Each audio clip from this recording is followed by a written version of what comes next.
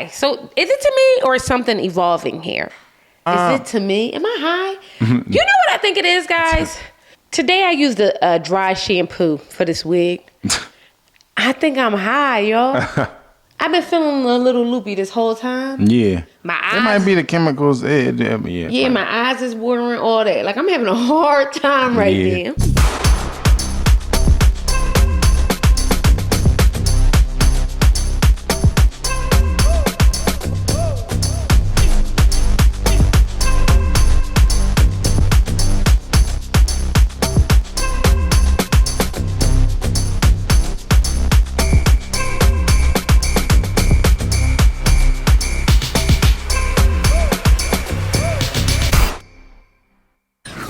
Hey, my loves. Welcome back to our channel. Thank you so much for joining us again. I'm your girl, Intisar Eleanor. This is my beautiful husband, Joseph. Hey. And we're talking all things Married at First Sight. This is season 16, episode 18.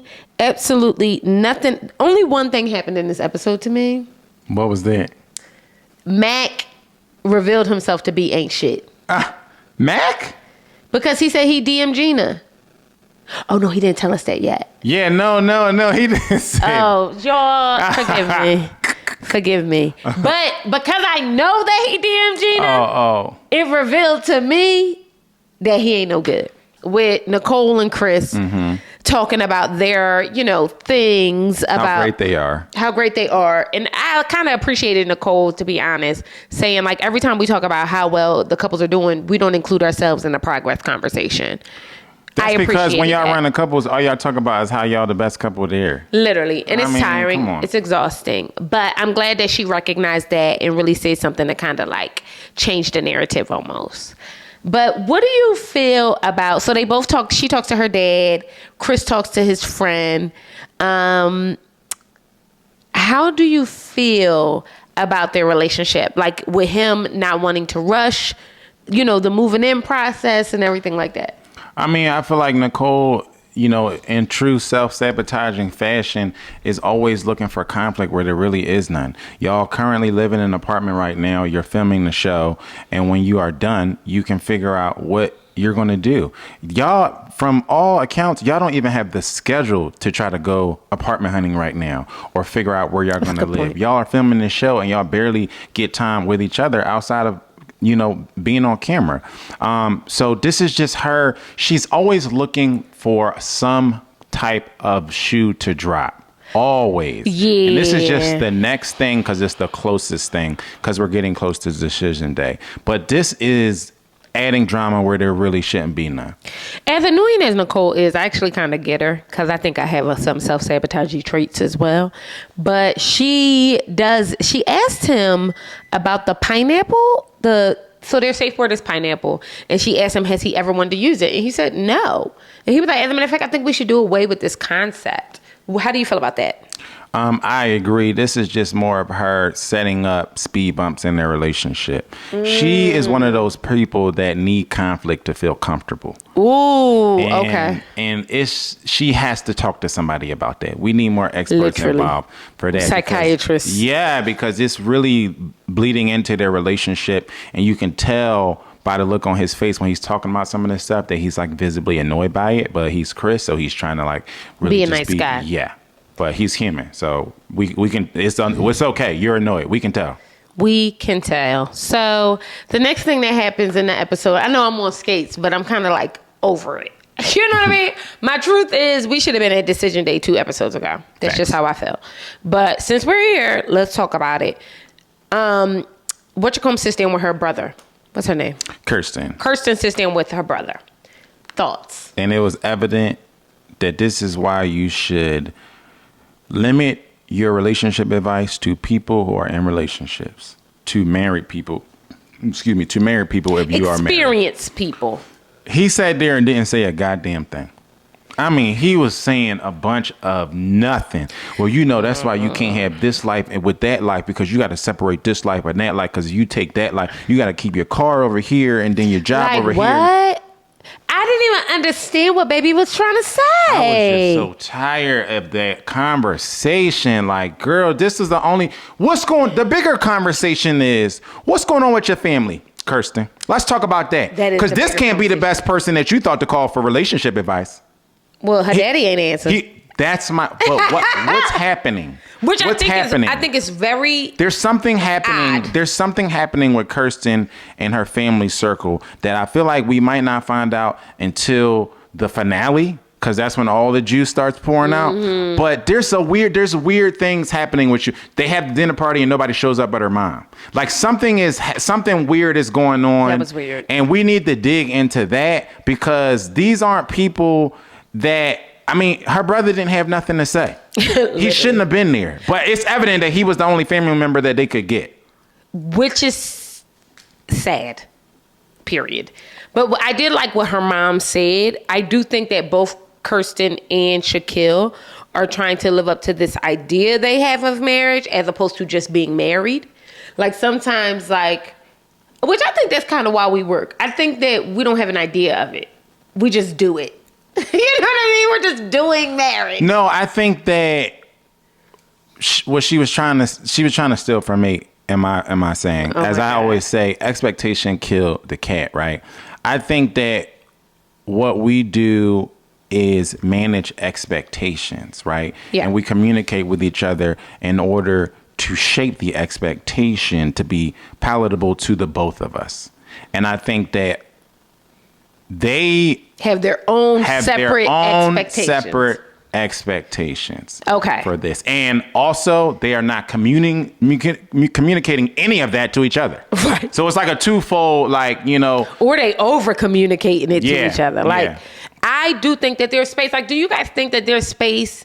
Not, because I'm always big on, like, intention. Like, you know, everybody say just like, let it be organic. I think that's such a BS line. But I do think in the BS, there is something rooted in it where you're already married. The stress of wondering if this person is in line with commitment or want to be committed is already taken off from you because you're married. Yeah. So now let's just exist. Yeah. That's what I think I mean. Like, we're like, there should be some room for y'all to just exist. I thought she put that so well, and she was just like chill when she did it, and I appreciated that, because y'all got all these thoughts and feelings. Well, I don't know how to deal with her when she do this, and I need this, and I need that, and it's just like, and also from a woman who used to be an RA, this is the most I've ever heard anybody talk about residential life. Like life on a campus. Oh, yeah. I'm like, it's so fascinating to me. Like, you know what I mean? Like, yeah, we had the most enrollments ever since we've been, and I'm just sitting there like, I think we do not care. Yeah, I think with not only just them, but a couple of couples, you know, mainly the first people that come to mind is Clint and Gina. There's not enough, like you said, there's not enough dating and living life together. Yeah.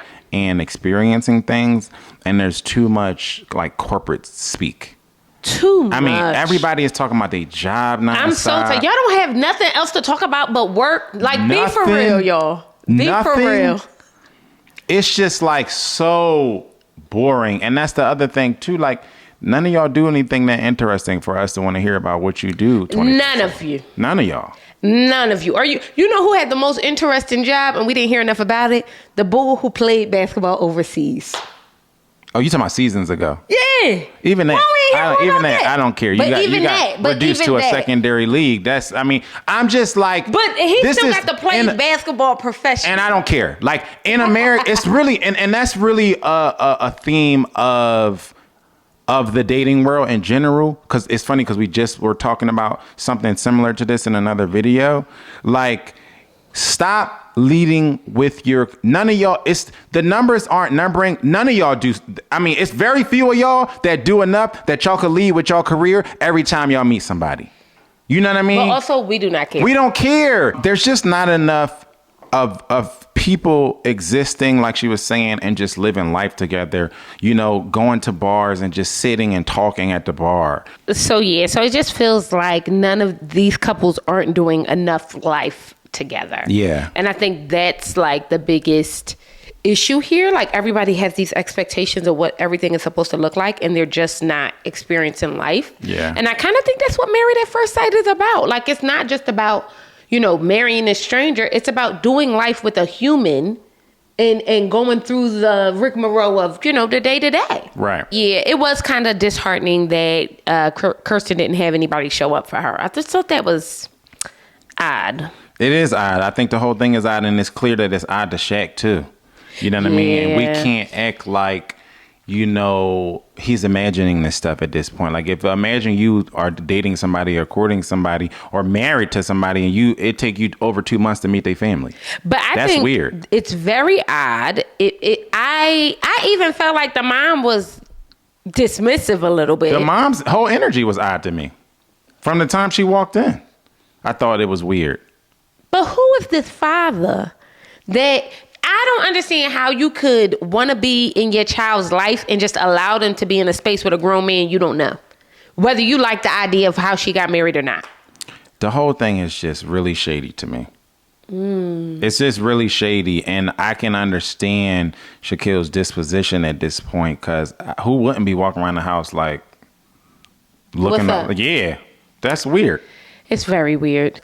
Jasmine and Eris, do you feel like they're getting closer? Yeah, I absolutely do. I feel like, piggybacking on what we were just talking about, I feel like I see them doing a lot more life living. Yeah. And a lot less, conversing about, what it should be. Yeah, like talking about what the experts said or doing some, stuff like that. I feel like they just enjoying each other, and that breeds closeness. Yeah. You know what I mean? And that is what allows you to make it through more conflict and to have tough conversations and to start to build romance and to build attraction to each other. It's that closeness, you know what I mean? And I feel like they're doing more of that, and it's starting to play out on screen. But what I didn't like was that he told her, like, oh, like, if you feel like you want to hug me or hold my hand or whatever, like, by all means do it. Yeah. Why don't you do it? What do you mean? He a man. It's already clear that she wants that from him. So it's not like he needs permission. Why don't he initiate it? I think that what he was trying to say was he initiates most of the contact and she initiates none of the contact. So he's saying, like, you can do it too. That's how I took it. I don't know if I took it that way. But I wouldn't be surprised. Yeah. Because she does give me, like, she got her guard up. They went to the psychic or whatever together, which, I'm a good witch. So my family usually at every big celebration, most big celebrations, we usually have a reader. Like everybody will go and get read or whatever at these big celebrations or whatever. And like a baby shower, wedding shower, all that. And it's really fascinating to me that they went and did that together. I just felt like they needed to be in separate spaces, but maybe it was good for them to hear what she was saying. Do you think she was manipulated by production? 1,000%. No part of that felt genuine to me. It didn't feel... Not one part. It didn't feel that genuine. She just was speaking. You've obviously gone to card readers and such like that, right? You ever go to one and everything they say was very specifically speaking to what was happening right there in the moment? Everything. Like every last thing. It's just like, you know what? No, that's just not real to me. Because when I go to readers, I go to readers. So like, this is not like I go. I always feel like it's not necessarily in the moment, but like it might be remnants of something going on in a moment, but they're really telling me about something. And for the future, you know what I mean? Yeah, absolutely. I think that there is a space for you to go. I thought it was cool that they went. I thought it was cool that they incorporated it. And I felt like she did need some reassurance. I just thought it was who this woman and what's her name? And give me her number because I'm going to call her. Because apparently she out here giving out the lottery numbers. Yeah, it was produced. Because if you know all that, what if the Powerball number? Right. You knew all that. Super produced. It felt a little too produced. Yeah. I see you went into something like blindly. I mean, maybe she says that. Like maybe it just felt. What do y'all think? And I really am like, I'm all about it. Y'all know I'm a fairy. I'm a good witch, whatever the case may be. I was sitting there like, yeah, right. Like, I don't know. Did you sign the NDA before or after? Right. You know what I mean? Because the title of the show is Married at First Sight. So you telling me she didn't know that she was reading for these camera? First of all, if you've ever been anywhere the close, camera say Married at First Sight. Just about to say that. If you've ever been anywhere close to a set shooting reality TV or scripted TV, everybody at least got initials of the production. Fact. It'll say it might just say MAF or something like that on there. But you'll see a Lifetime logo everywhere. You'll see the initials of the show everywhere. It's no way that she just blindly was in a room with all of these cameras for a Lifetime and Married at First Sight and didn't know. So it just was hard to, but whatever. It was a cute thing for them to do together. It was. And I think it gave them, however produced it was, I do think it gave them a really good foundation to springboard from. And just really, but how about the grandma? The grandma from another life is telling you that. Oh, yeah. Yeah. His grandmom told the psychic lady, this young girl is the one. How you know, Grandma? That was Dr. Pepper's suggestion. I think she threw that in there. Grandma, how you know? His grandma from another. But now, in their point, they wouldn't have known about the great grandma. It's no way she could have known that. What you mean? She brought it up. Like, there's a woman. I see a woman. She'll cook for you, whatever the case may be. Zar, these people, before they get on this show, they sit down and they have to reveal literally everything in their lives about themselves. We got to talk to somebody about that because... You don't, no, I'm not giving her nothing. Yeah, because I'm curious. They do background checks. They talk to... Come on. You're not giving it? No. Okay. I just feel like it's nice to see them kind of growing. What's unfortunate is that decision day is 4 days away. And I don't know why it feels like they're growing now. But all these couples are really... Probably because they are resigned to the fact that they're about to walk away from this. So really they probably... They got senioritis. That's what it is. It's senioritis. It's like they feel light and airy and whatever, So my last semester in college, I used to go to class whenever I wanted to, whatever. And my advisor was like, "You're going to get a C in this class." I said, "Listen, at this point, it doesn't matter what grade I get because I'm graduating. It's over, yeah. It's over. I'm going to come to one class, get this C, and get out of here. Living single is on. Leave me alone." It's over. It's a wrap, okay? You know what I mean? Senioritis is something for real. No, it's real. That shit is so real. Even at, don't talk to me, I'm done. 1,000%. But yeah, I'm saying all that to say, it's really cute to watch Eris and Jasmine in the 19th hour decide that they're going to like each other. Yeah. Let's talk about Clint and Gina.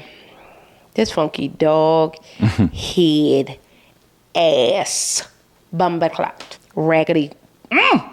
I take so much issue with how Clint is being treated. It's not even funny. Yeah, big time. Gina's a hairstylist who doesn't cut hair. Everybody, you know what? And I'm glad that a lot of people picked up on that in the moment. Gina sat down every week and talked to us ad nauseum about how she was this hairdresser extraordinaire, this business, this monumental business owner. She was a hair mogul, right? And then it's time for Clint to come get his hair cut, and she takes him to some other guy who does nothing but clip his ends and slicks his hair back. You couldn't have did that, Gina? She's such a fraud to me. At this point, I'm over it. I'm done with her. Let her go home. She's so fraudulent. She's a con man. She's a snake oil salesman. And the BS that she pulled in front of Dr. Pepper and Pastor Kyle almost made me want to turn the TV off. The problem I have is that it's not her, it's them. And I love Pastor Kyle. And I love Dr. Pepper. But the truth of the matter is, it was absolutely no accountability. None. The fact that this woman sat up and said, well, when he cooked for me, he cooked for everybody. So why would I think that's special towards me? So this man had been cooking for you for 7 weeks. He gets to... In your house with only the two. Who the f*** is everybody? In your house. There's no one there but you and him. The two of you. There's literally no one there but you and him. And we just talked about last week how he will send her what he's making. So he's obviously getting your input, and then you come home with takeout. But I don't feel like that's for me.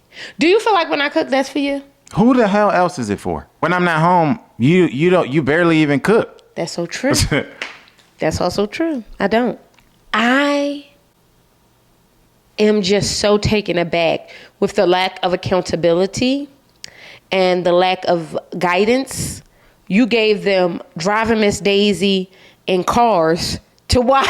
But then had the nerve to sit up on camera and say, when they said that they didn't watch the movie, say, well, why? What am I doing here? Why would anybody watch Driving Miss Daisy? You're not here to recommend movies to watch, Dr. Pepper. At all. What do you mean, what am I doing here? At all.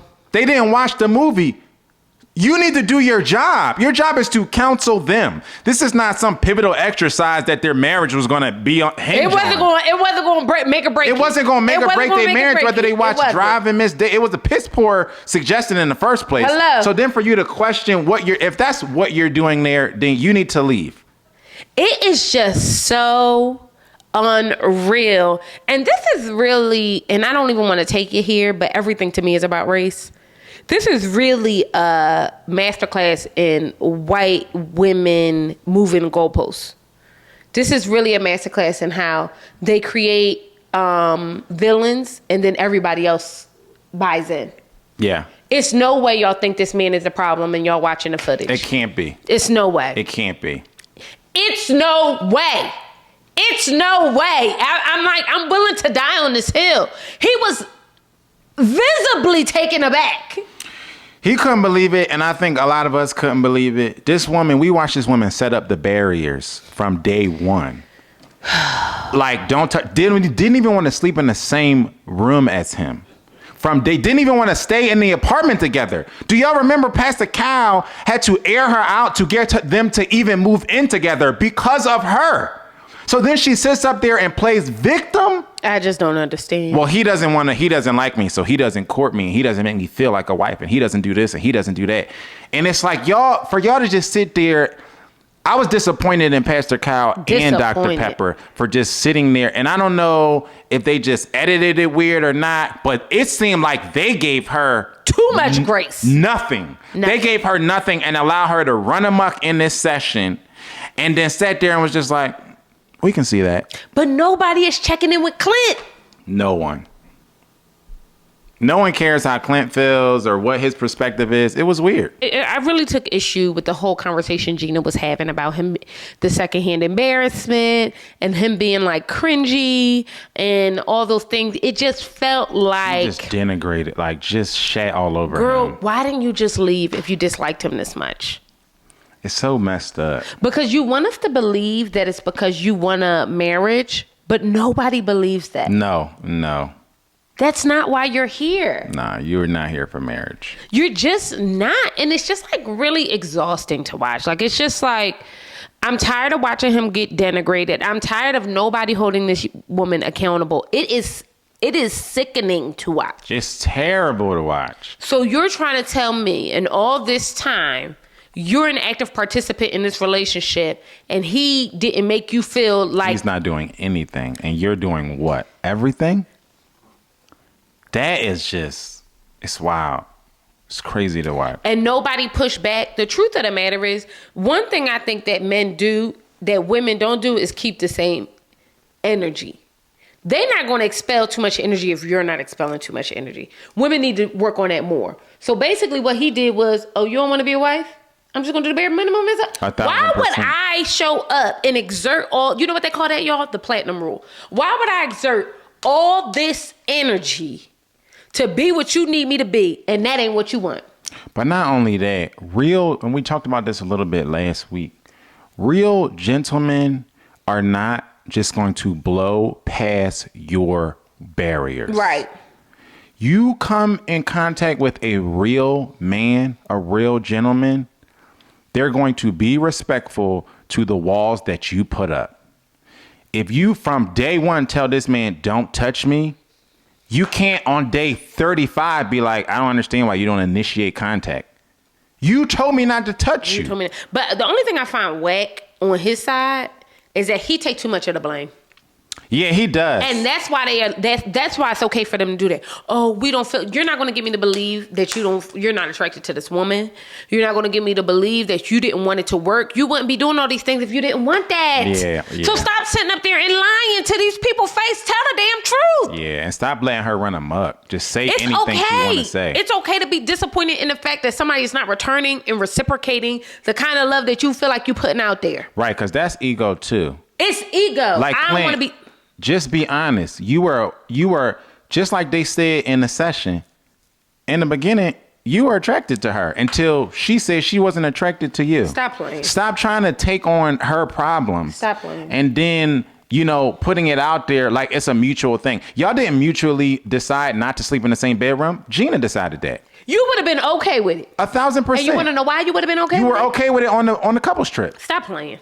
Stop playing. You never had the attraction problem. Never. You never were, against being in the same apartment together. You were never against being in the same bed together. But she does all of this stuff, and then you can torture yourself into a pretzel trying to make it an us issue. Yep. It's not a y'all issue. It's a her issue. It's okay to call a motherfucker out. It's okay. How else y'all gonna get anywhere? But further, the fact that y'all both sat up there and lied, that's why therapy is such a fascinating thing. It only works if you're telling the truth. It only works if you're telling the truth. You're wasting everybody's time. So you're trying to tell me you kissed this man in the mouth 17 times on your wedding day for other people? Yeah. You did that all for other people? So we clear that had nothing to do with you just being attracted to this man? Right. And vice versa. It's like y'all had a conversation on the honeymoon, and y'all spirits was broke ever since. And that's which also tells me that y'all not built for marriage. We cannot keep referencing and that's another thing as a therapist. How are we still referencing this shit? Okay, you said you weren't attracted. Let's get somewhere else. It's got to be something else here. On. Yeah, we got to move on. Because at this point, if we was just going to stand here and cry about spilled milk for 6 weeks, we could have sent y'all both home. We could have been like, let's just not do this. Y'all been wasting our time. And that really should have been, y'all should have really went in here with the energy that y'all had for Mac and Donna. I was just about to say that. Like, why didn't y'all go in there with this energy in the beginning and just say, you know what, do you want to go? I mean, very, very quick and to the point in the beginning of this season, they sat down in front of Mac and Donna and said, do y'all want to be here or no? Why? This should have been the same thing, because have some other couples on deck and pair them if we're, you know what I mean? Because I'm sure. I almost wish they would do that. I really do wish they would. I really do wish they would have a, what do you call it in theater? A study? Understudy. An understudy. I really wish they would just have understudy couples ready to go. Yeah. Like, we're gonna, if we plan in the beginning of the season to pair 5 couples, let's have 7. Let's pair 7. Yep. And 2 of these couples, we will not tell them that they're on the show or anything like that. Yep. And then we have a Mac and Dominique issue, and we have a Clint and Gina issue. We bring that, especially when it's so early in this is the second season in a row where couples have disintegrated before they even get back to their cities. Literally. So these things, how about that? This should just be, y'all should just have these people ready to go. That's a fact. Because you're robbing people who are capable of going through this process of an experience, and you're robbing the viewers of that as well. And that's more important. Right. You're robbing me, bitch, and I got a problem with that, okay? Right. I'm so disappointed with how they handled Clint. And the fact that Clint was like, I am like really like... He was shocked. He was in a bit of a shock, and I'm going to give him grace there, because we've all been in an argument with somebody, and you couldn't even respond in the moment because you can't believe what you're hearing. You've been in arguments where you couldn't respond in the moment? Oh, 1,000%. But so I understand that feeling of like, you literally have to go and process. It's so crazy that you're like, I need to go process this before I can even respond to it. So I get that. And I'm gonna give him some. He was shocked, and he should have been. I would have been I probably would have been frozen too a little bit in the moment. Like, I can't. You hear something so asinine. Funky, yeah, then I had to. Ass. You really been. Are you kidding me? He don't love me the way I want to be loved because he cooked dinner. He can cook dinner for anyone. A man? Have you met men? My thing is this too. The other thing that's egregious to me as a man to watch, because like you said, I'm gonna keep the energy person. Imagine if the roles were reversed and Clint sat up there and said, she cooked all the time. She ain't cooking for me. Y'all would have dragged. Dr. Pepper would have dragged Clint out of the living room by herself. Imagine a man sitting up there saying some arrogant F-boy stuff like that. Right. It's just whack. It's whack. It's hard to watch. It's so whack. It's so hard to watch. And the truth of the matter is the fact that y'all got there and they didn't do what you said, Dr. Pepper. And your next question was, do y'all want this or no? Yeah. I would have just left it at that. I wouldn't have had to litigate how I'm a mother jumping doctor and how what I'm telling you to do is supposed to help you. I just would have been like, do you want to be here or not? Right. So I watch, and I don't know if you guys watch this. I actually watch couples therapy. Joe doesn't love it, but I love it. And there's this one woman, they're going back and forth. And she says, the therapist just cuts her to the quick. Do you want me here? Because you're going to have to listen to me if you want me here. Like, I have to be able to have control over the session if you want me to help. Or what's the point? Or what is the point? And that's the thing. Y'all just out here raw dogging life and marriage, and then we try to come and give you a little prophylactic, and y'all act like we ain't doing nothing. 1,000%. Then you got the chlamydia, the peas. Then you walk around with the peas, okay? Because you don't want to listen. And I just don't understand it. Like, I feel like, how do y'all not feel like y'all being manipulated? Right. How are you watching this as a producer, as a therapist, as a viewer, and not feel like she is manipulating us? But not only that, you have evidence of it. You've lived it. Pastor Cal sat and had a conversation with her and had to literally convince her to move into the apartment with her husband. So how would filming have looked? She doesn't move in. What does filming look like? For you to know her track record and then listen to her lie in your face like this and not say anything, he don't make me feel like a wife. It's egregious to me. Y'all know her track record. But guess what? You ain't a wife. You ain't a wife. You don't act like a wife. How the hell you want somebody to treat you like something you ain't? Explain that. I'm exhausted, and I got to cook my husband some dinner, so that's all we got. Not a lot, just a little something to chew on. But still, let us know how you felt about this episode in this long-ass season that ain't going no goddamn where. With no good couples. Not near one of these couples is going to make it, and I feel really bad for them. Yeah. That's my bet. How about that? That's my prediction, too. That's my prediction. Zeros across the board. Zeros across the board. You're all failures. That's it. That's it, and that's all. We predicted it. The show is over. So if you have not already, do us a favor, bust down. Let us know how you felt about this episode. We still gonna be chatting all things Married at First Sight because we masochists. So you know what I mean? So we love you guys. We hope you enjoyed this. I'm Intisar Eleanor. This is Joe, and I guess we'll see you guys later. Bye.